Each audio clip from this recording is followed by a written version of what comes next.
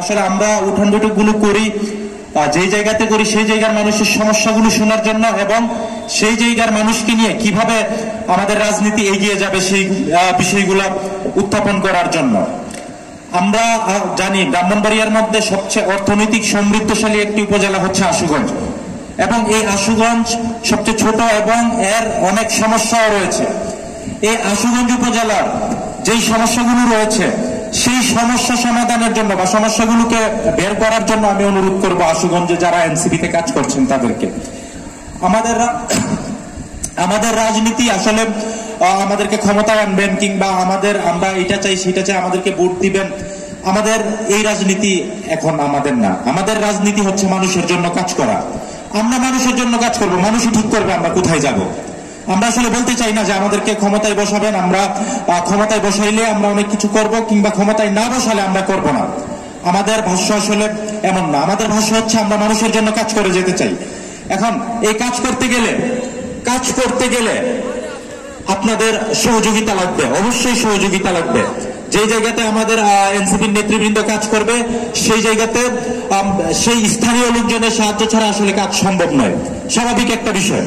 ধরেন আপনার এখানে রাস্তাঘাটের প্রয়োজন, আপনার এই রাস্তাঘাট হচ্ছে দিতে বাধ্য, কারণ হয়তো এই বছর বাজেট না থাকলে সামনের বছর দিবে, কিন্তু বছরের পর বছর মানুষ যেভাবে অবহেলিত থাকে সেই অবহেলা থাকবে না যদি আপনারা নির্দিষ্ট এবং আপনাদের বিশ্বাসযোগ্য কোনো নেতার হাত ধরে, নেতার ডাকে সাড়া দিয়ে আপনারা কাজ করেন, তাহলে আসলে সবকিছুই পরিবর্তন সম্ভব।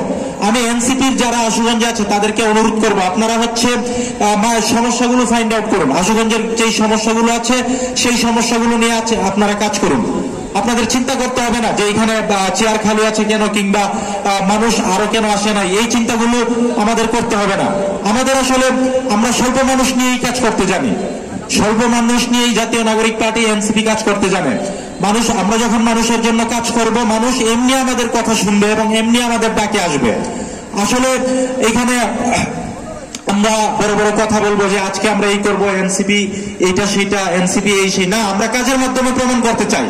কি ভাইরা আমাদের যারা আছেন তারা কি কাজের মাধ্যমে সেই প্রমাণটা দিতে পারবেন?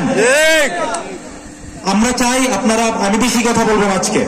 আমাদের এইখানে দুইজন বক্তা আছেন, কেন্দ্রীয় দুইজন যুগ্ম আহ্বায়ক সারওয়ার তুষার এবং আশরাফ মাহাদীপ, ওনারা কথা বলবেন সারা দেশের যেই সমস্যা বা যা আছে সেগুলো নিয়ে কথা বলবেন। আমি কিছু স্থানীয় কথা বলতে চাই।